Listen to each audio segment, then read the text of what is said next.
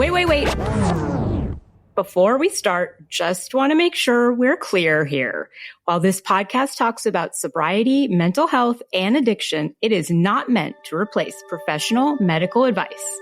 Welcome to Sisters in Sobriety. I'm Kathleen. And I'm Sonia. And we're ex-sisters-in-law, brought together in marriage and bonded through our sobriety journey. Join us as we talk sobriety, addiction, and everything in between. You're in for quite a ride. And our Substack is buzzing with amazing content, from creative mocktail recipes to insightful courses and reflective exercises. There is something for everyone. Don't miss out. It's a great way to add some extra joy and depth to your journey. Check it out. Welcome to Sisters in Sobriety. Today, I am thrilled to welcome our guest, Dr. Maria Sophocles, internationally renowned gynecologist, thought leader in menopause and female sexual function, and the author of the book that comes out tomorrow, The Bedroom Gap. Welcome, Dr. Sophocles. Good morning, Sonia. It is good to be here even early in the morning. Yes, we are so excited that you could join us all the way from San Francisco. It is 6 a.m. where you are. Could you share a little bit about your journey into specializing in menopause and female sexual function and what drew you to this work? Yeah, sure. I'm a board certified OBGYN and delivered lots of babies and took care of women of all ages and really loved and still love being a practicing clinician. But about 20 years ago, started noticing my patients were aging and asking questions about menopause. And I wasn't actually well trained myself to deal with them because menopause was just a very small part of my training, sadly. And I think I represented a lot of OBGYNs in the country who had lots of training in delivering babies and doing surgery, but menopause itself wasn't well trained. So I got well trained. I started going to meetings for something that's now called the Menopause Society and just learned there were so many different symptoms, and women would come in with palpitations or frozen shoulder or dry eyes or new onset tooth decay or things that I thought, I'm an OBGYN. This isn't my problem. They need to see a dentist or a cardiologist. But it was my problem because they were related to estrogen deficiency. So I started a clinic really very much focused on menopause, and that clinic was really way ahead of its time. There just really weren't clinics like that. And it exploded. There just became, to me, so much obvious. What was obvious was there was so much need. And the part of menopause that seemed to be the most shameful for people to understand and even to talk about, and even the most difficult to link to menopause, were sexual problems. They would come in saying, I don't know what's wrong with me. I don't have any interest in sex. It hurts when I have sex. I can't become moist and with arousal. And I think it's just me. I'm just broken. And they felt so much shame about that. So I started thinking, I had begun to write a book about menopause, and then menopause kind of exploded, and a lot of people started writing books. And I just thought, we don't need one more book about menopause, but what if I wrote a book that looked at the forces that shape these feelings, why women feel guilty and shame when they can't have sex, and where are they learning the messaging that's telling them they've failed their partner, or they're expected to want to have sex and they're expected to serve their partner sexually. And that became how I kind of created the concept of the bedroom gap, the term, which is really a difference in expectations and abilities between partners, mostly men and women, most obviously and commonly men and women, but even same-sex partners, Sonia, can have differences in where they are sexually. And there can be a financial dynamic, who's the breadwinner and do they have more control in a sexual relationship? It can be who grew up in a family where sex wasn't talked about, who grew up in a family where it's expected to have more sex rather than less. And so we look at forces like history and culture and the patriarchy and porn and pharma and NIH funding and all kinds of things that really also underscore. So what I uncovered is that the bedroom gap's just kind of a tiny little sliver of this giant $1 trillion gendered healthcare gap. And my mission is to close a tiny bit of that by helping men and women read this book, understand why they might be carrying around kind of expectations about how sex should be, and how to maybe unhook themselves from some of those. Things like, as you age, do you have to keep thinking of sex as penis and vagina? And the answer is no. If you have erectile dysfunction or you have a chronic disease or a disability, you're not a failure if your version of sex is cuddling, naked snuggle time, whatever you want to call it, and you're skin to skin and you're loving each other and there's intimacy and you're happy, but you can't have that traditional penis and vagina sex. You're not failing sex.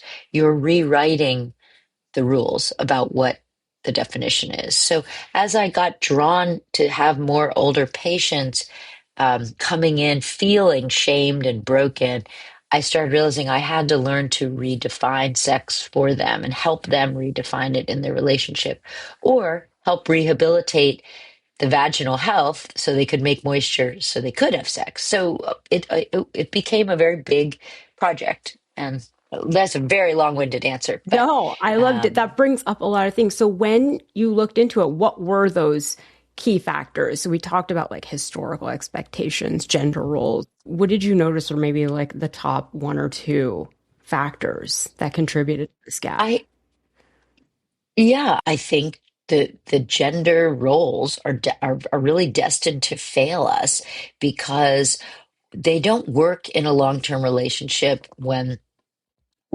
if you're talking about a male and female, the male gets all this pressure from society that the more sex you have, maybe in some cases, the more partners you have, um, that's a measure of your sexual frequency and success. And you're a man, you're a real man. And women have these roles that sex is really for men.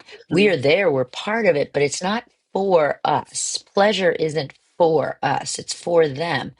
And that just seems so shocking to me how many women, and I mean, in all cultures, I live in Princeton, New Jersey, near a world famous university. So women come there from all over the world.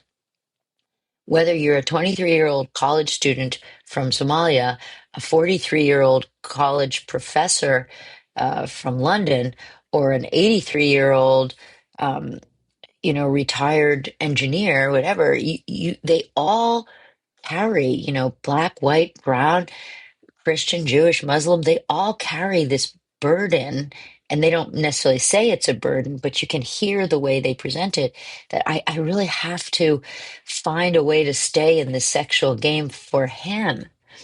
As opposed to, what if you flipped the script and said, what if pleasure could be for you? And so many women are like, oh, no, no, it's sex is just something I have to do to get it over with for him. And so a lot of my job is to really sit with women and help them understand that at any age, including after menopause, you can reclaim pleasure for yourself. And that in turn will build intimacy and affection and better sex in your relationship and allow for long-standing sex in whatever way you can define it. So those are big forces, right? A sort of culture, sociocultural expectation, which is really based on like 4,000 years of history of this is the role we're supposed to play. But the current day is also a problem, and it starts young. The sex ed that children are taught today and young adults, and high schoolers are taught today in America, at least in 47 of the 50 states, is not pleasure based. It's fear based, right? Just don't have sex. Try to just not have sex. Or if you have sex, you can get a disease and a pregnancy. Both are really bad. And that's so limiting. And it sends young men and women out into the world feeling like, okay, I'm going to have sex because it feels good, or I'm going to have sex because I really want to hook up with that guy or that girl, but not about the script and the content of what happens in that bed that is joyful and mutually pleasurable. So I think we're sending people out there without great tools. So I do think sex ed should address pleasure. It should address LGBTQ versions of sex. What's different? What are the unique challenges? What are the unique challenges for someone with a disability or with autism? I mean, people have different, they're not all the same. And just like a lot of healthcare is sort of geared towards white heterosexual men, sexual education sort of is too. I do think we need to really revamp all that so that couples can begin, or couples, individuals can begin a sexual journey saying, let's see, I know that I want you to be happy and have pleasure, but I also want to along the way. I know I want to be safe. I know I don't want to do things that make me uncomfortable. And this we see this in internet dating, right? So internet dating is a new thing, relatively speaking, in our society. And so women are coming to me saying, I'm 58, I'm newly divorced, or I'm widowed. I've only had sex with my husband for the last 30 years. I no longer have that. I'm on the internet. I'm getting asked to do things I've never done before. What should I do? How do I do this? And there's two camps. One is, I don't want to do any of this. This is scary. And the other camp is, I do want to grow. I feel like at this stage in my life, maybe pleasure is for me. Maybe I can care less about doing what I think I saw on TV and more about just feeling good. So there's a whole sexual world out there for a lot of women who are either new to having sex or are having a new chapter. Menopausal women, a lot of women in perimenopause and menopause who are single, widowed, divorced. And we're living in cool times where sex toy companies are now more out of the closet. You can go into a pharmacy and buy a sex toy. And so I think female pleasure is sort of having its tiny little moment too. I think so too. Kind of And cool, so, what right? do you say to women like me who were in a relationship for 20 years and mostly performing duty sex? And then, Duty sex, yeah, and all right? of a sudden you're sort of out in the world and you think, oh, I didn't realize it wasn't just about penis and vagina and like the end goal, right? Like there's a whole world out there. I will say, yeah, I experienced that where especially at the beginning I was like, I just don't want to do any of this. And then it was like, well, maybe Yeah. there's a whole part of my life that I haven't experienced. It's a whole part of me. And so what do you say to women that are thinking, okay, I think I'm ready to date. I'm in my late 40s, 50s. How have things changed since I was last in the dating game? Yeah. Well, they've changed a lot, mostly for the better, because again, I think it's more okay to talk about sex as part of a relationship. We have hookup culture, it's kind of, a thing more prevalent in the college age scene, but you can go online and find people and have sex with them pretty easily. So if it's the sex you're looking for, the good news about doing that is that you can broaden your sexual experience, right? But if you're looking for a long-term relationship, you might be put off by the idea that some people online just want to have sex. So, you have to find that for yourself. You have to walk that road yourself. But I think for a lot of women, it's the exposure is kind of liberating. They may have been having sex with one partner for 20 years, and that partner may have been a very kind of unimaginative lover. And so to meet people who maybe can show you different ways or other ways or be more expansive in their own sexual repertoire so that you can experience some of that. I think the cool thing is that women as they get older do have more of a sense of being able to say no thank you or saying, that just is I'm not comfortable with that. Whereas I think much younger women are sort of more like, I guess I have to do this. I would say that um you have to find, each woman has to find for them what constitutes duty sex also. Like in a long-term relationship, there are going to be days when you're more interested and there are days when your partner's more interested. And so if what we know is that women in particular cannot really have desire, but start kissing or touching or fooling around, and then develop desire as a result of becoming aroused. This is different than what we used to think many years ago, that you kind of have to have desire first. Once you have desire, you start fooling around and then you get aroused. And that made sense to everyone. But a lot of women lack sexual desire, either because they're busy, they're on their screens, they're taking care of older parents and children. There's a lot of stuff in our brains competing for our attention. And it's very hard to keep sex prioritized in that brain, which is something I do tell women, is that you have to prioritize it even a tiny bit. You have to either make time for it or set yourself up for success, whether it's getting enough sleep, keeping your bedroom clean, not cluttered, not full of work things. Make your brain able to click off and click into sex.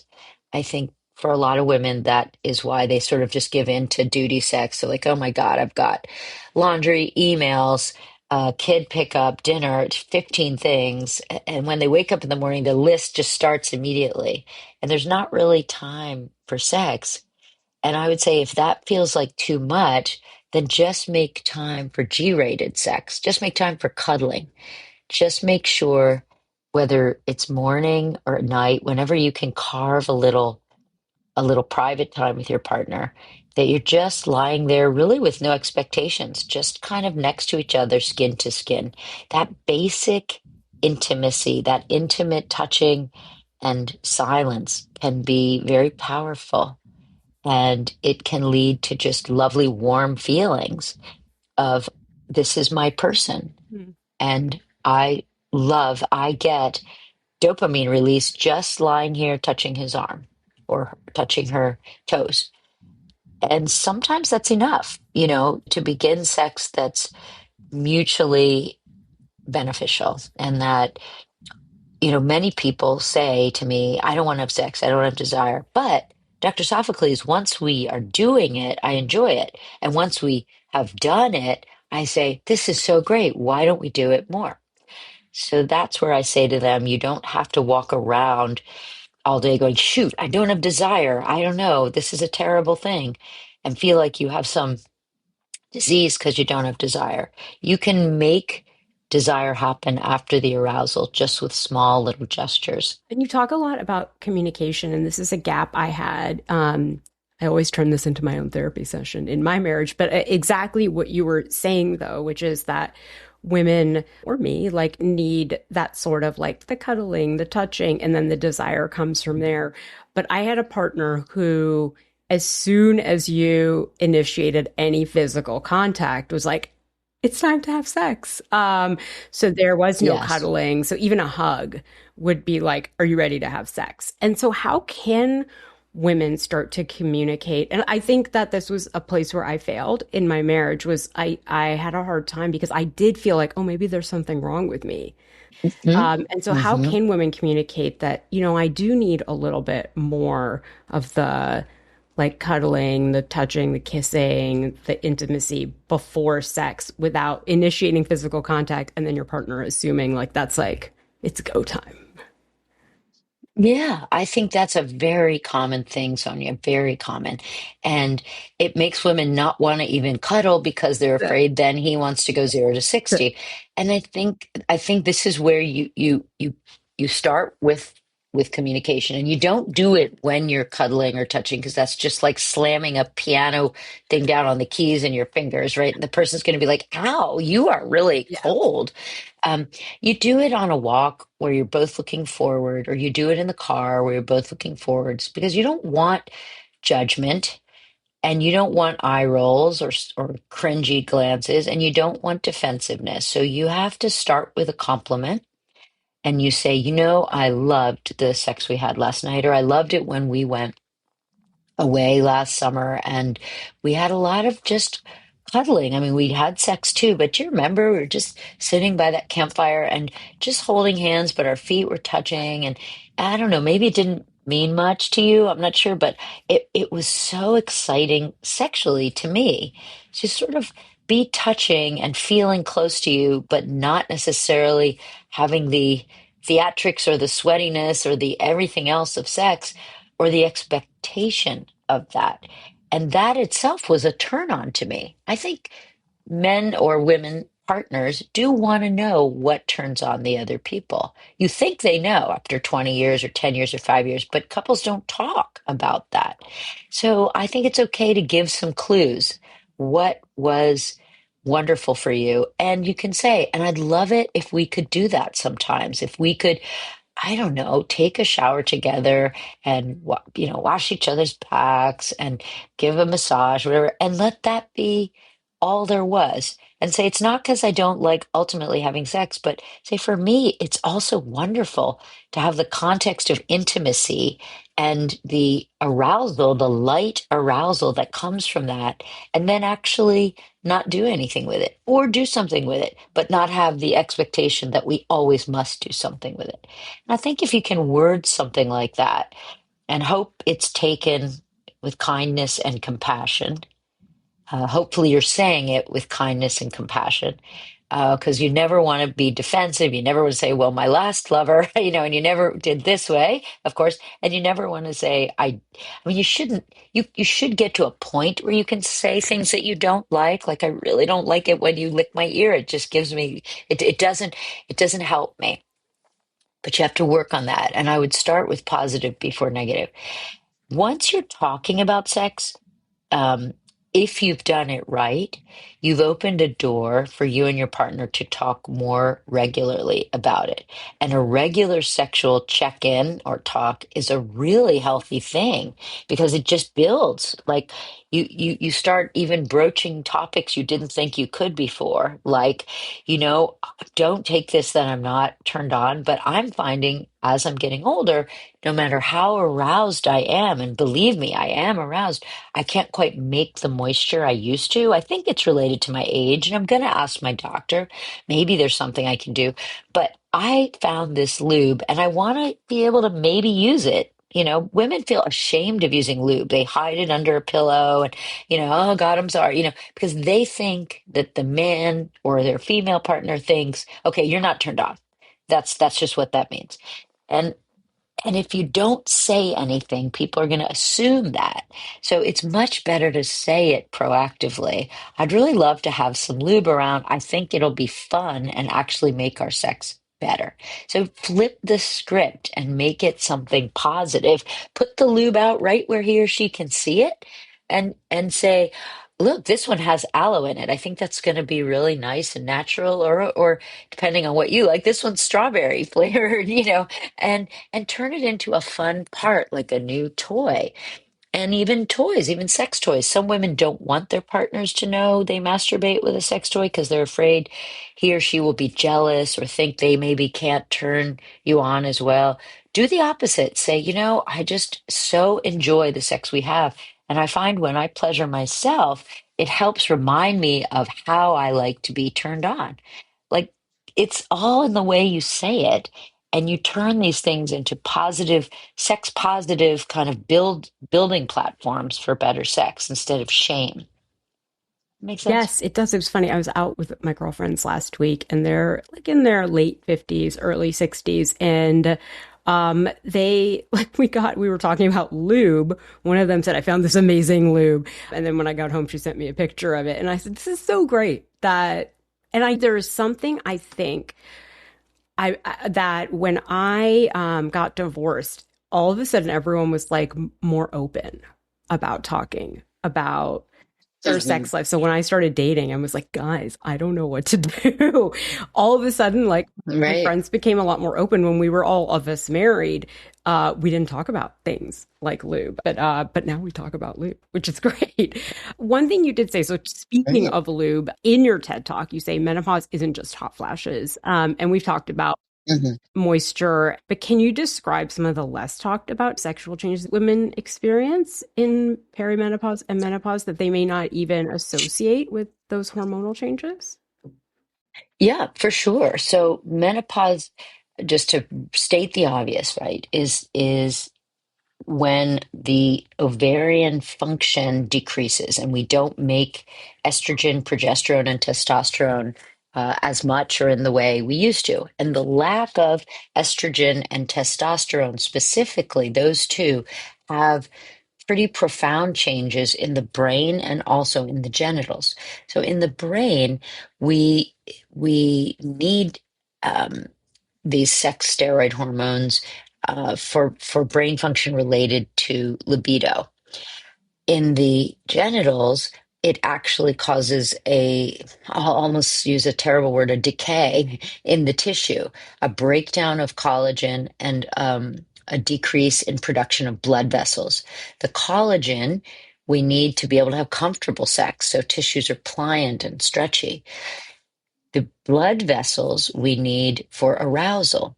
When you get aroused, the blood vessels dilate, the blood flow increases, and there's a sort of seeping of a fluid out of the blood vessels through the walls of the vagina into the inside of the vagina, and that's how we get wet.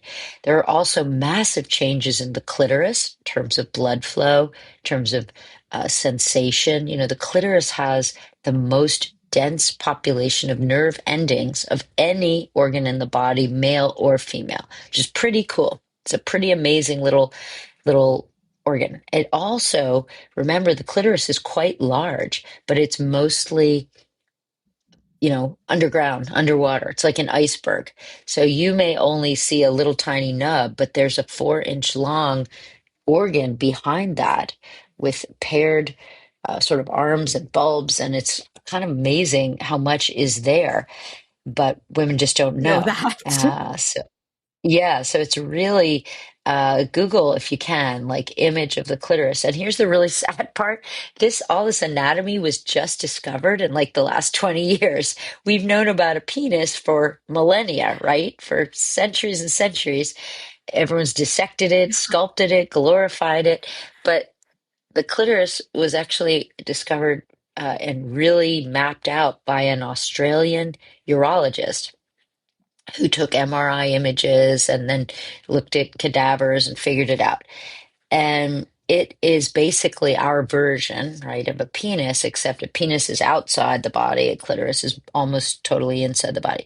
But when we go through menopause, there are changes to the tissue surrounding the clitoris. There are changes to the blood flow and to the nerve endings. So orgasm can become more tricky to happen at all, and it can be less robust or intense, not for all women, but for some.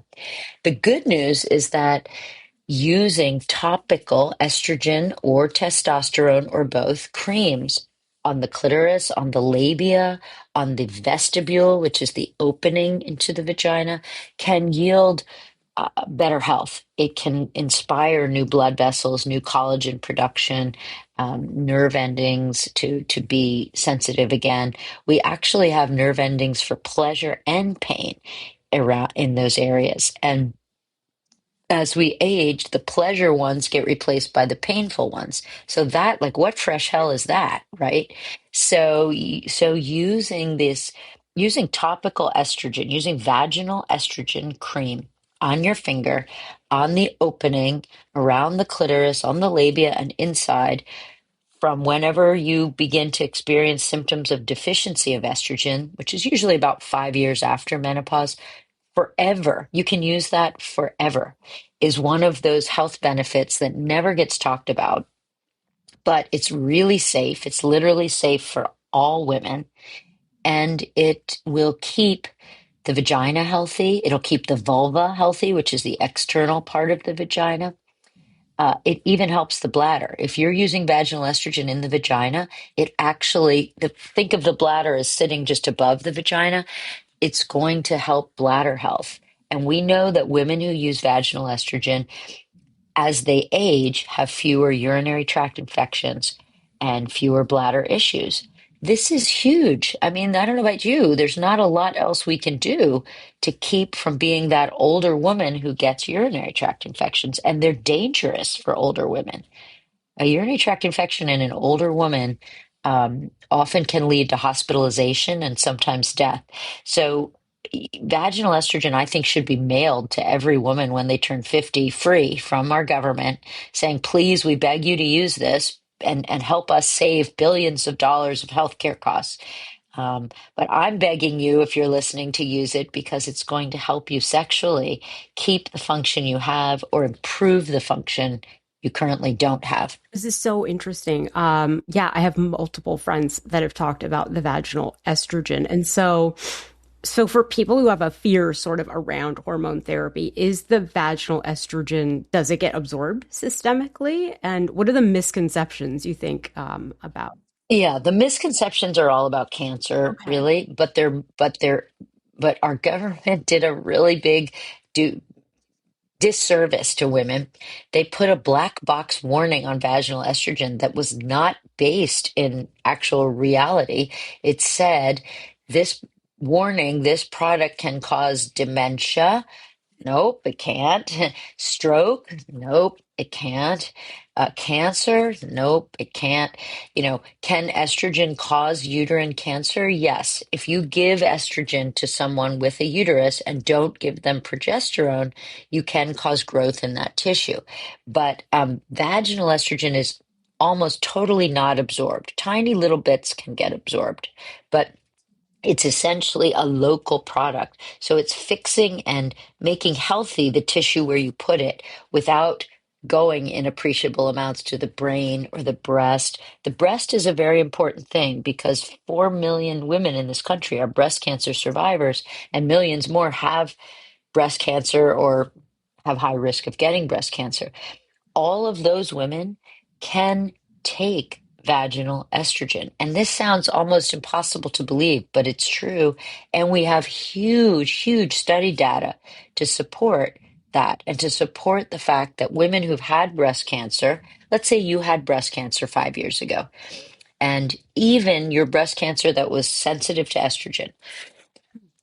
In the olden days, we thought, well, just keep you off all estrogen forever. That's the safest thing. But now we've studied those women and we've given them vaginal estrogen. And guess what? There was not an increase in recurrence. There was not an increase in death from cancer. There was not a decrease in longevity or anything like that. So patients today who are breast cancer survivors can and do use vaginal estrogen. So that's a big kind of aha. There are other things, by the way, besides vaginal estrogen, you can do to make those new cells. There is a vaginal hormonal product, and it's called prasterone. It's man-made, vaginal prasterone. The brand name is Intrarosa. That's a suppository, and that just creates estrogen down there, just right in the cells. And that perhaps would make some women feel more comfortable. There is an oral medication that's not hormonal at all, but it works by turning on estrogen receptors in the genitals and the bladder. So it's a once a day pill. It's called Osphena, Osphena. Osphena also turns on estrogen receptors in the bone. So if you have osteoporosis or osteopenia, um, you are getting a double whammy. You're helping two things, two birds with one stone. So when we talk about the vaginal estrogen, can somebody who's taking hormone replacement therapy also add that in? So if they're taking systemic. Yes, you're not double dipping. You can be on both. It's not overdosing. You can think of them as separate entities. And here's how to help listeners see it.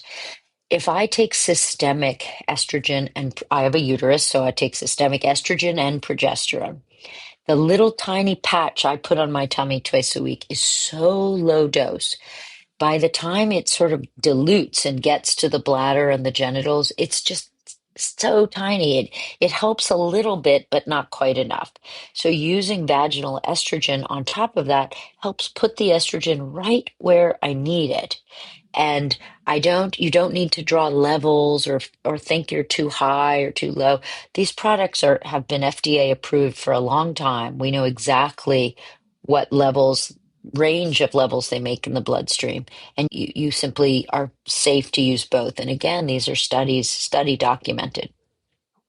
That is really interesting. And when I was out with my friends last week, we talked about how do you talk to your provider? Which provider? do you talk to about this? Do you Hmm. ask someone to, do we blood test for hormone levels? Should we ask for that blood test?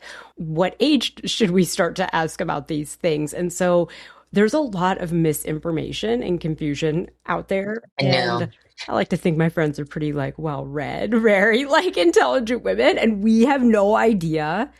I have no idea. Next time I go for a physical, should I ask someone to check my progesterone levels? Like, I don't know. No, you shouldn't. You don't know what are you going to do with that Right. information, right? And if your clinician doesn't know, now you're both just drawing blood for the sake of drawing blood.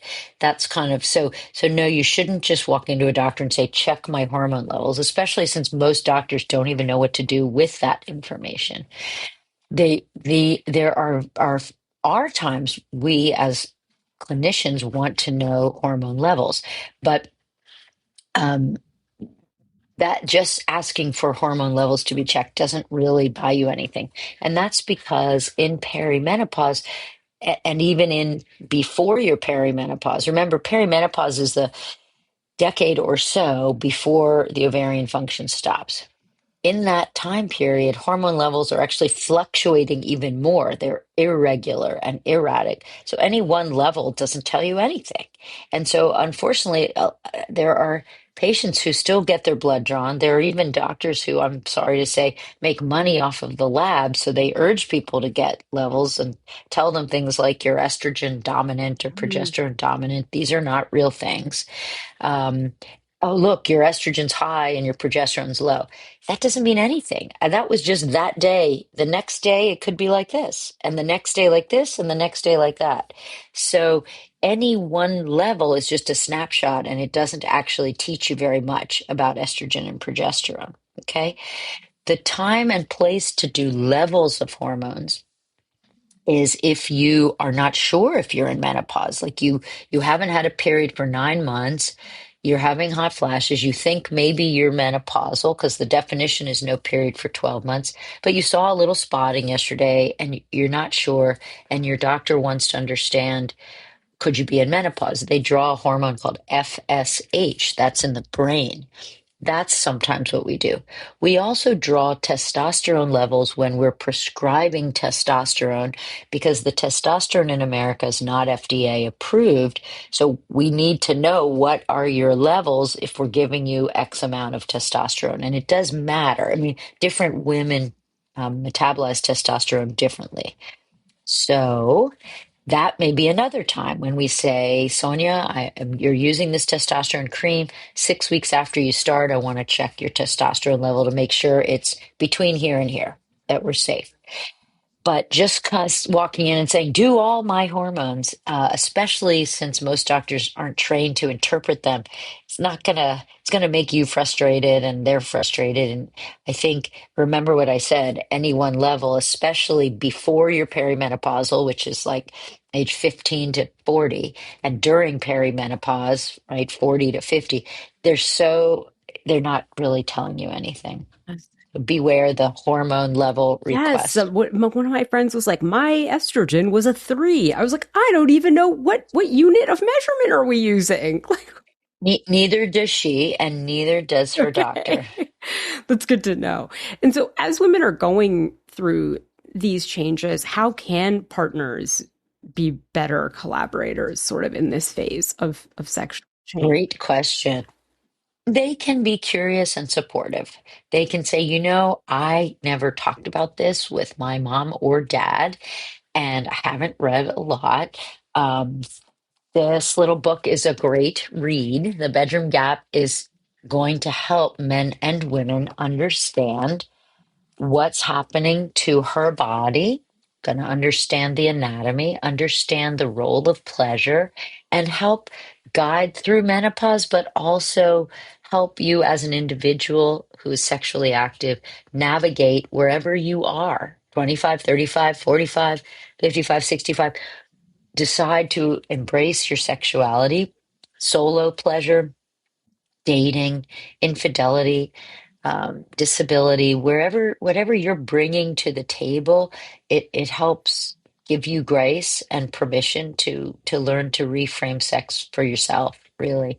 And I think it helps partners a lot too, because we talk a lot about communication and how to have that first conversation like you and I did today, you know. What are some practical sort of exercises or conversation starters you suggest for couples to sort of reignite that intimacy and connection in midlife?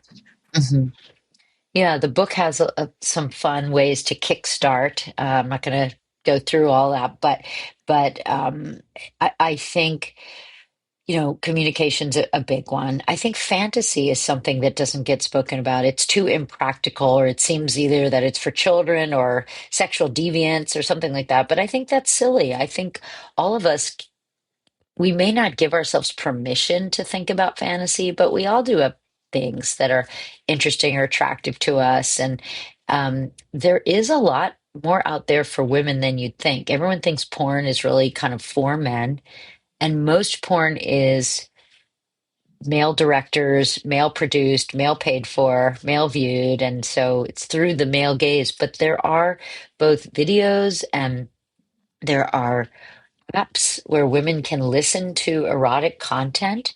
And for some women, they think, oh God, porn, no thanks. They just turn off immediately.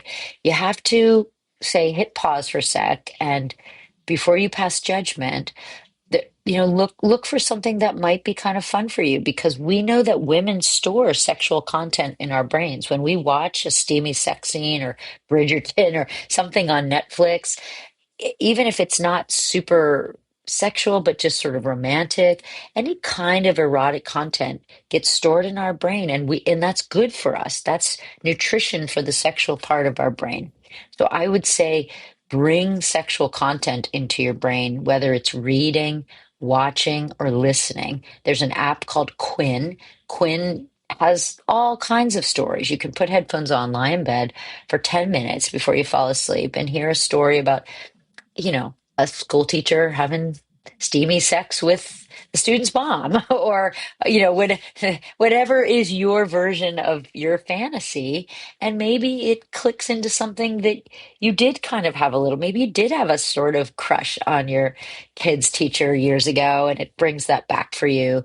But find what does that. And then if that inspires kind of good, juicy dreams, that's all good. That, believe it or not, that helps you be more interested in initiating sex with your partner, even if he or she is not a school teacher, doesn't play into that fantasy. It's all good. I mean, sexual content in the brain helps us with initiation and being interested in sex for You pleasure. would give that same advice, I think, to single women too. Of Yeah. course, because if you're single, you can. Well, first of all, whether you're single or partnered, you can self pleasure, and I think knowing yourself and your body is so important to be able to know how to pleasure a partner and know how to help a partner bring you pleasure. And then we talked already about how to communicate that. But you're right, it starts with knowing yourself and knowing what gives you pleasure. And then you could build fantasy and listening. And the medical term for it is biblio, which means book, bibliotherapy. So why do you think women read those trashy beach novels in the summer? They're putting erotic content in their brain, either because they're not getting it at home or because it's stored in the brain for when they are at home. And they put their head on their partner's shoulder and it feels somewhat erotic to them. And then they put their leg on top of their partner's leg, and it sort of builds from there. And so I think that's, you have to be G rated before you can be PG and R and X rated. And I I think think that's the so best that's how we build it. advice. I think that we expect that we have to go from, yeah, 0 to 100. And I think that's such good advice. It makes me feel so much better. So, doctors, as we Okay. wrap up, and the book is coming out tomorrow, Bedroom Gap, what Mhm. do you hope that readers will get out of this book? I think I want them to have grace. I want them to give themselves permission to be imperfect and permission to create their own definition of sex for themselves, especially in midlife, whether you're divorced, single, widowed, or partnered. I want you to not feel bad or feel broken if you're not having the sex that Hollywood shows you you're supposed to have. if you're not reaching orgasm ever, or you're not reaching orgasm well, or you're not enjoying sex, I think it's okay to say, I'd like to do something about that. I actually have a lot of decades left. And I have patients, not kidding, in their 70s, 80s, 90s who are having regular sex, reaching orgasm, and having great, enjoyable sex lives. Now, they might have to re-script some of it because they have some arthritis and the positioning is changing. They might have to accept that their partner has some issues and they might have to switch things around or new things, but they're prioritizing sex. They're making sure it's part of their life. And we know, by the way, that staying sexually active in whatever way you define it contributes to longevity, reduced stress and anxiety, reduced depression, reduced blood pressure. I mean, lots of health benefits. So I think prioritize it for your relationship, for your sense of self, and for your own health. Yeah, I'm so excited to pick up the book tomorrow. I am excited about the second chapter of my life too, that doesn't include Good. just duty sex. So thank you, Dr. Sophocles, so much for being here. And we'll link to the book Welcome. in the show notes so everyone can pick it up. And thank you all for listening to Sisters in Sobriety, and we will see you next week. This was Sisters in Sobriety. Thank you for listening and being with us today. If you want to learn more about sobriety and meet your community, find us at sistersinsobriety.substack.com. Are you a sister in sobriety? Then reach out on social media. We'd love to hear from you. If you're feeling generous, leave us 5 stars and a review and follow us wherever you listen. You'll never miss an episode. Until next time.